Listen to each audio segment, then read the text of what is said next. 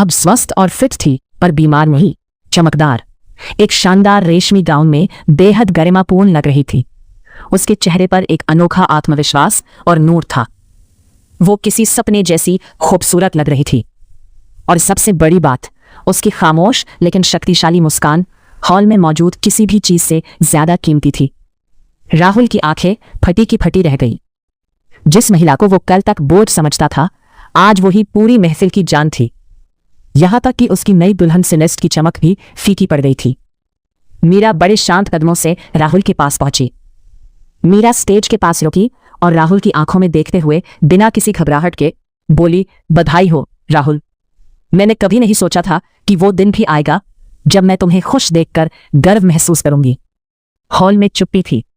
मीरा ने एक गहरी सांस ली और वे शब्द कहे जिन्हें वहां मौजूद कोई भी कभी नहीं भूल पाएगा।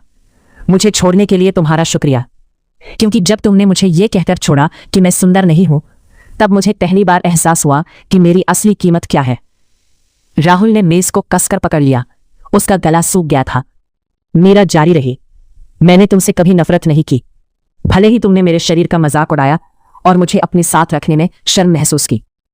मैंने नफरत इसलिए नहीं की क्योंकि मैं कमजोर थी, बल्कि इसलिए क्योंकि मुझे समझ आ गया था कि असली बदसूरत वो इंसान है जो सिर्फ तब प्यार करना जानता है जब सामने वाला सुंदर हो।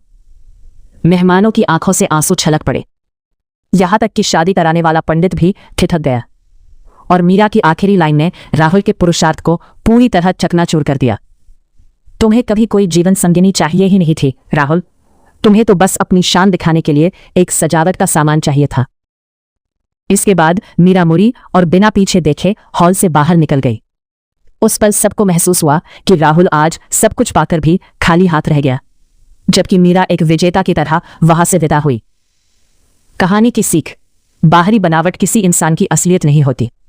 असली खूबसूरती उस दिल में है जो गिरने के बाद फिर से उठना जानता है। और असली बदसूरत वो है जो इंसान की रूह को नहीं, सिर्फ उसकी शरीर को देखता है।